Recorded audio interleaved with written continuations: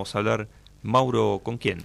María Eugenia Rull, quien es economista y trabaja allí en la Bolsa de Cereales, y el viernes no pudo salir porque estábamos los dos en el mismo evento y claro, como no nos conocíamos no podíamos dialogar, así que buen día María Eugenia, ¿cómo te va? Mauro Senesi, mi nombre. Buen día, Mauro, a todo el equipo, ¿cómo están? Bien, bien, aquí estamos ansiosos por esta charla y bueno, queríamos poder dialogar con usted hace tiempo porque la primera entrevista que tuvimos allá por el mes de enero en pleno conflicto con el campo, la verdad que nos dejó una grata impresión. Poder hablar del campo no solamente desde un panorama político, sino también económico y aprender un poco del campo de nuestra región, del sudoeste bonaerense, así que más o menos para poder dialogar y empezar esta entrevista queríamos consultarte sobre básicamente cómo vienen las cotizaciones de los principales cultivos nacionales, pero en especial haciendo hincapié en los de Argentina, en los del sudeste bonaerense. Tal cual. Bueno, primero agradecerles la invitación. Ustedes saben que siempre la Bolsa está abierto a cualquier tipo de entrevista, comentarios, dudas que nos quieran hacer. Es una característica de la Bolsa, pero de este equipo en particular de estudios económicos, siempre tratar de brindar información objetiva, más allá de la visión política, ¿no es cierto? Porque hay gente que se dedica a hablar de esos temas, pero nosotros nos enfocamos bien en cuestiones objetivas. Así que en cuanto a eso, lo que necesiten, como siempre. Muchas gracias. Bueno, en cuanto a las cotizaciones, bueno, hay que señalar, como hacíamos seguramente en la entrevista anterior, la diferencia, digamos, o cuál es la relación, mejor dicho, entre el plano internacional y el plano local, ¿no es cierto?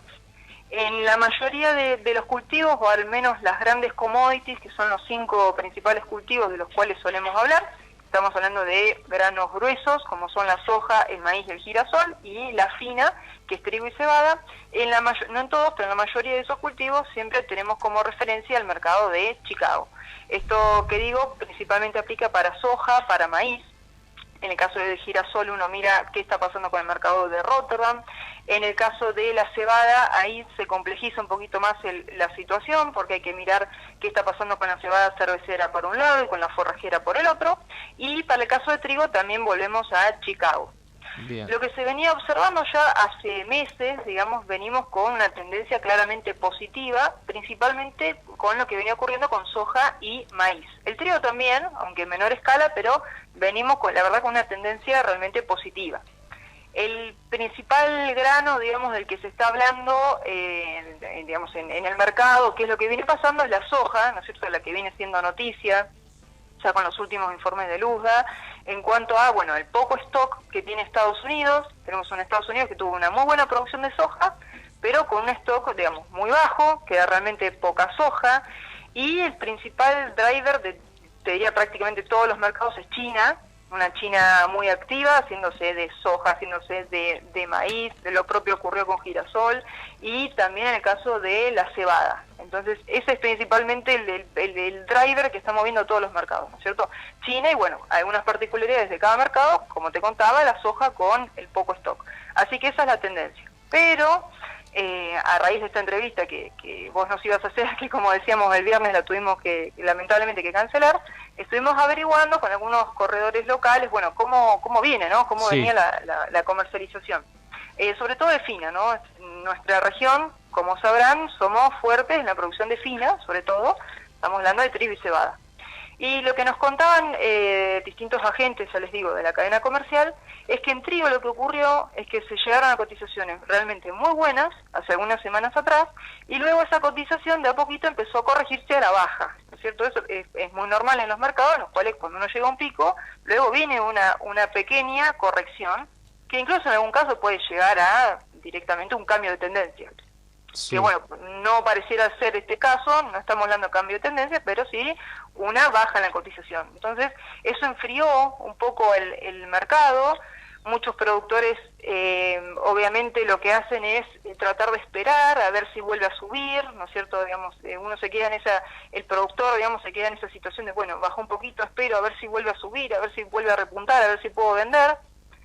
Por el lado de la demanda, los exportadores están prácticamente retirados en lo que es trigo, con cebada también hay un enfriamiento, pero uno los ve que lo que han comprado ya de trigo a nivel nacional es un muy buen stock, están por encima de los 9 millones de toneladas, o sea, están bien comprados, aparentemente con esto que ya han comprado pueden hacer frente a los contratos, digamos, o a las distintas entregas con las cuales se comprometieron, por lo cual en la actualidad está un poco frío, podríamos decir, o que ha perdido dinamismo el mercado.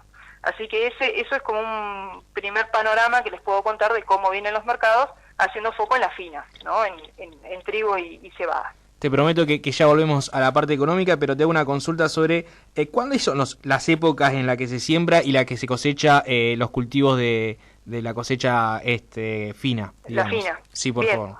La fina se siembra, bueno, dependiendo siempre la zona, obviamente, pero si hablamos sobre nuestra región, estamos hablando de una siembra en mayo, junio, aproximadamente, digamos, antes de entrar al invierno más crudo, y se levanta sobre fin de año. En el caso de la cebada, tiene un ciclo más corto, podríamos llamar, ya en noviembre, fines de noviembre se está levantando, y en el caso de trigo, más cerca de diciembre. Por lo general, el productor sobre las fiestas, digamos, está levantando la fina, que es un muy buen momento del año para que ingrese justamente dinero, digamos, un flujo de dinero que también sirve para afrontar o para apalancar la campaña gruesa, ¿no es cierto? Obviamente estamos hablando siempre de lotes que permitan sembrar los cultivos de gruesa, ¿no? Como les decía, en nuestra región el fuerte es la fina, pero si uno se va más al norte, digamos, lo que es nuestra región de influencia, al norte o al este, ahí, bueno, hay posibilidades de gruesa, entonces esta caja que el productor se puede hacer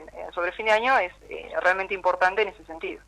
¿Cómo han ido acompañando estas lluvias de los primeros 2 meses del año? Imagino que para darle humedad a lo que después va a ser esos cultivos, porque tuvimos un febrero bastante seco.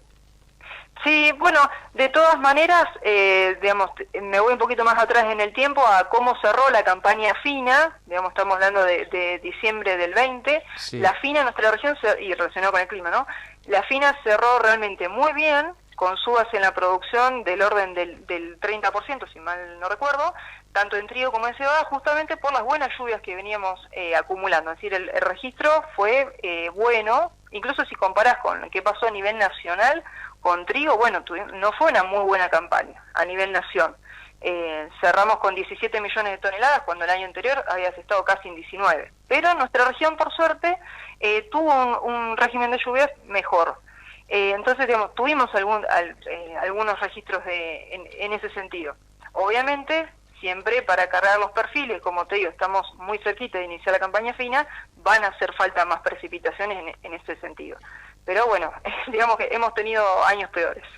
¿Tienen alguna perspectiva de la producción que se puede dar en esta campaña 2021? Para la nueva. Sí.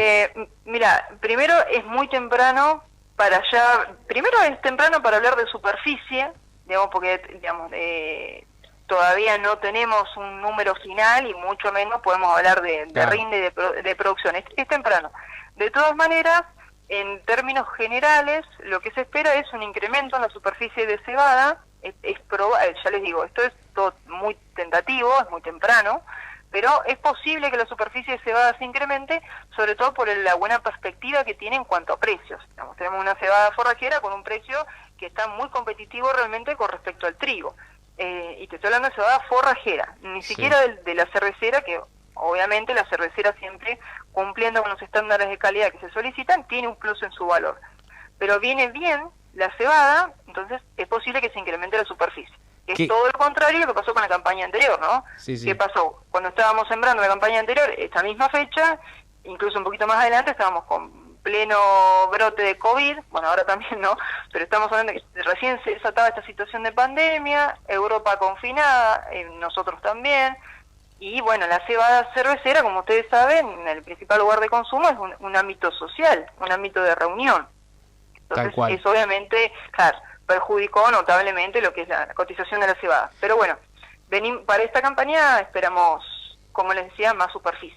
Uno va aprendiendo a hacer estas entrevistas, María Eugenia, así que te hago una pregunta para mí personalmente. ¿Cuándo debería ser la fecha en la que yo te tengo que preguntar y queda acertada la tentativa de la producción o cuánto estiman? ¿Cuándo sería esa fecha que sería ideal la pregunta?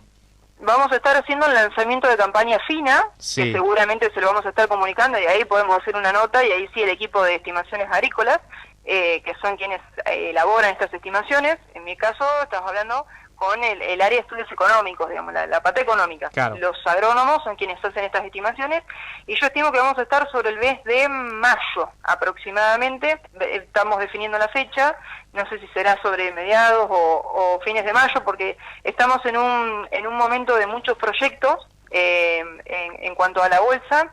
Y bueno, no sé si habrán hecho algún adelanto, pero bueno, abril nos espera con el calendario completo con CEBAR. Ahora después si quieren hablamos de eso. Bueno, ahí el 22 y 23 de abril, ¿verdad? Perfecto, qué informado que estás. Espectacular. Tal cual, el 22 y 23 de abril viene CEBAR, y después de esta jornada estaremos haciendo el lanzamiento de FINA. Y ahí sí, ahí vamos a tener la estimación de trigo y de cebada. Es la primera jornada internacional de cebada que se va a realizar acá en Bahía Blanca, entonces te quería preguntar cuál es la importancia, y me imagino que toda la expectativa que tienen en la bolsa de esta jornada, cuál es la importancia de esto y qué esperan de estas actividades en cuanto a la actividad muy específica de lo que es la cebada. Bueno, primero contarte el porqué de CEBAR, ¿no? Sí. Por qué CEBAR se gestó en Bahía y en la Bolsa de Cereales de Bahía Blanca con el apoyo de otras instituciones que coorganizan. Nuestra región de influencia, que son 45 partidos, producen más del 60% de la cebada a nivel nacional. Incluso en campañas muy buenas hemos llegado al 80%, es decir, la cebada está acá y está en nuestra región. Lo propio pasa con las exportaciones. Tenemos puertos muy fuertes en lo que es comercialización de cebada, tanto forrajera como cervecera, y también la malta. El puerto de Bahía Blanca es un agente principal en lo que es exportación de malta. Entonces, CEBAR era una deuda que tenía, mejor dicho, CEBAR viene a saldar la deuda que tenemos con la cebada, porque los principales cultivos tienen su jornada, tienen su congreso, tienen su reconocimiento. Y CEBAR no tenía esto hasta este momento, como vos decías, que se organizó la primera jornada internacional de cebada. Va a ser virtual, entonces esto también abre el abanico a que distintos participantes o agentes que no están en nuestra región, incluso, bueno, ya tenemos inscriptos de Brasil, de Uruguay, de Europa, es decir, evidentemente esto es una jornada muy potente en este sentido, muy esperada. Toda la cadena cebadera se organizó para llevar adelante CEBAR, así que realmente tenemos muchas expectativas. Si querés te cuento brevemente cómo está organizada. Por favor. Bueno, como decíamos, 22 y 23 de abril. El 22 es jueves. El jueves por la mañana vamos a estar llevando adelante el bloque técnico, que va a tener dos mesas principales. En la primera mesa vamos a estar hablando de genética y manejo de cebada, y en la segunda mesa vamos a estar hablando de innovación y procesos, que es toda la parte de maltería, toda la parte industrial. Eso es jueves por la mañana. Y el viernes por la mañana nos volvemos a encontrar con el bloque comercial. Ahí otra vez vamos a tener dos mesas. En la primera vamos a estar hablando de los mercados, la coyuntura, el rol de China, el rol de Argentina. Va a estar súper interesante. Y ya el cierre va a ser con una mesa de debate en la cual invitamos a representantes de las principales empresas exportadoras de la cadena, no solo de cebada cervecera, sino también de cebada forrajera. Ya le aviso a los chicos que yo el viernes 23 puede que esté mirando YouTube, porque es virtual, recordemos que es virtual. Es virtual, exactamente. De hecho, en el día de hoy abrimos las inscripciones. Realmente estamos viendo que el número de inscriptos es impresionante. Ya desde la mañana temprano vienen anotándose muchísimas personas. Y esto está en www.cebar.com.ar. Así que ya se pueden ir inscribiendo. Y una preguntita, volviendo a lo que es la cebada, y ya te libero. ¿Cuánto de lo que se produce de la cebada es en la Argentina, ya no tanto solamente de la región sudeste, sino en la Argentina, se exporta? ¿Y cuánto se destina a la cadena cebadera aquí a nivel nacional? Y me imagino entonces que si uno va a Bariloche, que estábamos hablando recién con un bombero de Lago Pueblo, se toma una cervecita ahí en esas avenidas con esos pubs tan pintorescos, podemos decir que el grano es de por acá. Exactamente. Bien. Y esa es la importancia de nuestra región. Es como te decía, a nivel nacional tenés una producción que ronda los 4 millones de toneladas. Estamos hablando de una campaña más o menos buena, ¿no? También hemos tenido peores registros, pero aproximadamente 4 millones de toneladas, de las cuales 2,5 aproximadamente están en nuestra región. Entonces ahí ves, más de la mitad de esa cebada está acá en nuestra región, ¿no? Por eso la importancia. En cuanto a exportaciones que me preguntabas, acá hay que hacer una distinción, que no es menor, que son los principales usos que tiene la cebada. tenés exportación como cebada forrajera, principalmente para alimentación animal. Nuestra cebada se exporta a Arabia, principalmente a Arabia Saudita, para darle de comer a los camellos, ¿sí? Eso por un lado. Y también Vamos, los camellos. Sí, exactamente. Y también tenemos la exportación de cebada cervecera, y también tenemos la exportación de malta, digamos, cuando ya ha pasado por un primer eslabón de industrialización. Entonces, en lo que es cebada cervecera, aproximadamente se exporta 1,5 millones de toneladas. La forrajera supera el millón de toneladas, y después tenés lo que va a industrialización. Entonces, también tenés que tener en cuenta otro aspecto, ¿no? Es decir, la interconexión que tiene la cadena. La mayoría de las malterías que están instaladas en nuestra región, ¿sí?, sobre todo en la región de Bahía Blanca, Puan y demás, tienen filiales en Brasil, por ejemplo. Entonces, mucha de la cebada cervecera sale por los puertos argentinos, se dirige hacia Brasil, se procesa allá, ¿no? Y ahí vemos cómo está interconectada la cadena, o directamente sale de nuestra región como malta, va a Brasil y termina el proceso allí, y demás. Así que es una cadena que tiene mucha interrelación. Incluso al momento de sembrar, ¿no? El productor siembra, en la mayoría de los casos, con expectativa de que sea cebada cervecera, para la cual tiene que cumplir con muchos estándares.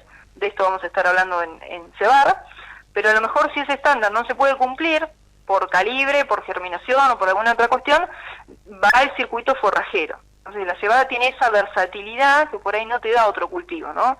Bueno, le puedo apuntar un mercado, pero a lo mejor si no me fue tan bien esta campaña, puedo apuntar a otro, que hoy en día los precios son muy buenos en ambos casos.